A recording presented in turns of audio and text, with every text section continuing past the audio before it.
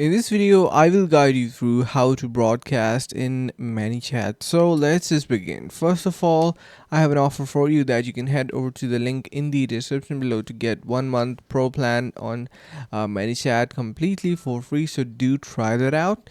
So what are we gonna be doing over here is you can see on the left side we have multiple different options. We have our home, contacts, automations, live chat, and much more. We can simply use these to incorporate different kind of stuff. So you can head over to settings, and from there you can see we have our API connections. So if you want to broadcast, you do have different integrations as well, and you can search for your app for broadcasting. So as such, it does not offer any application or that kind of stuff to broadcast, but you do have different kind of apps that you can try out yourself and get the result maybe that you want. So basically this is the integrations that are currently available. If we do have any update in future about this kind of stuff, I will update you about that as well. But to get pro plan on your ManyChat, what you can do is simply head over to the link in the description below and